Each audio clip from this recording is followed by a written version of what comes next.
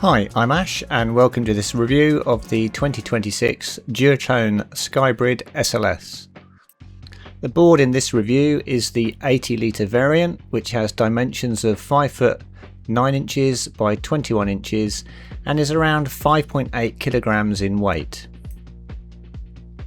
The Skybrid SLS this year comes in quite a few sizes: 45 litre, 60 litre, 70, 80, 90, 100, 115 and 130 litre. This is a small change from last year where sizes were on a 5 litre boundary.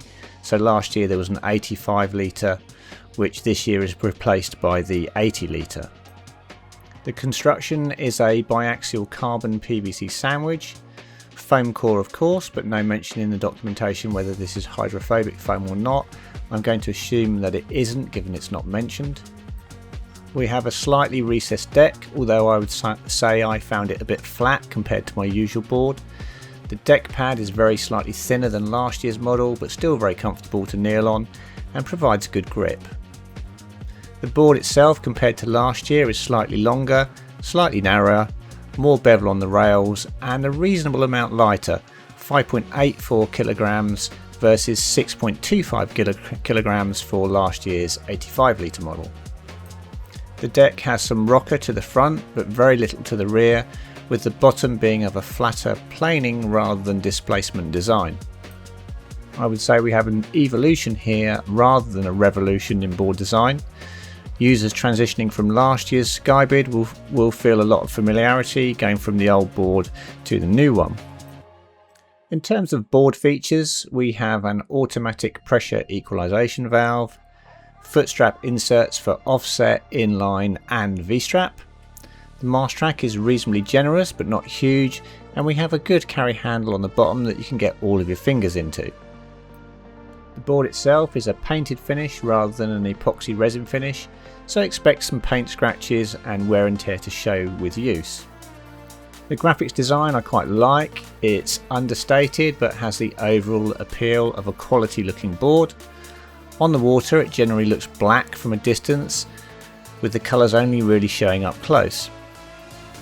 Duotone tout this as a freeride board with good versatility for wing, power-wing, foil assist and prone in the smaller sizes. Some might call it mid-length, which would be reasonably fair as mid-length boards are quite broad in design. Okay, let's get this on the water and we'll start out with the pump onto foil. I found the volume of this board to be around about in the ballpark of what I expect of an 80 litre board. With me kneeling on the board, it's sunk just below the water on the tail with the nose pointing out of the water. The moment we get a tiny bit of forward momentum, the board is on the surface. I weigh 83 kilos and this is an 80 litre board and it feels about right for volume to me. The previous year's Skybrid was quite stable and easy to balance, and this year's model is only marginally different. It is slightly narrower, so there is a bit more movement in the roll axis. Equally, we've also lost 5 litres of volume, so it also sinks a little more readily under my weight. Once stood up, the transition onto foil was very drama free. There is minimal rail tracking and there wasn't too much tendency for the nose to sink. It was overall very compliant and quite easy to accelerate onto foil. So for pump onto foil, there is really very little to complain about. I would also say that despite the loss of 5 litres of volume, I feel it comes up onto foil a bit easier than last year's model. There is no doubt this is due to the reduction in width. Once up on foil, this is where I noticed the biggest changes to the 2025 Skybrid.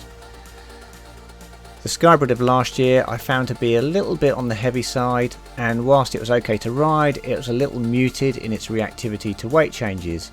It gave a confident, but let's say not overly inspiring ride. Great for beginners and a little bit muted for experts. The new Skybrid is significantly different to this. It feels light and nimble and really very reactive to weight changes. I can only put this down to reduction in weight. Either way, I really like it. This is a much more performance orientated feel, and the reactivity to pumping and weight shifts is far better. The board also feels stiffer, so I'm not sure what is accounting for that, but you can definitely feel there is a much faster reaction to pumping the foil, for example, which is what you expect from stiff boards. Duotone have narrowed the board and rounded the bevels, which means there's more room to bank the board before catching a rail. Talking of catching a rail, touchdowns are very drama free and there was little grabbing of the rail or directional change. I have to say I do really like what Duotone have done here with the new Skybrid. I had always seen it as a bit more towards beginner than expert, but this has really elevated it much more into appealing more widely to the intermediate or expert rider as well. I did put the board through the usual paces of jibes, tacks, backwind riding, and it was very compliant throughout. It goes where you point it and it has a good stiff feel to the board, with almost no times that I thought the board was doing its own thing rather than doing my thing or what I wanted it to do. I usually ride a 68 litre board, but this is an 80 litre, but it was definitely managing to keep up, and overall I was pretty impressed with the performance. The one thing I wasn't too keen on was Duotone say it has a recessed deck, but I have to say it is actually quite flat compared to my own board, so if I have a criticism then perhaps it would be that. That said, when you scallop the deck a lot it does really dig into your shins when you kneel across the board due to creating a high spot along the edges of the board.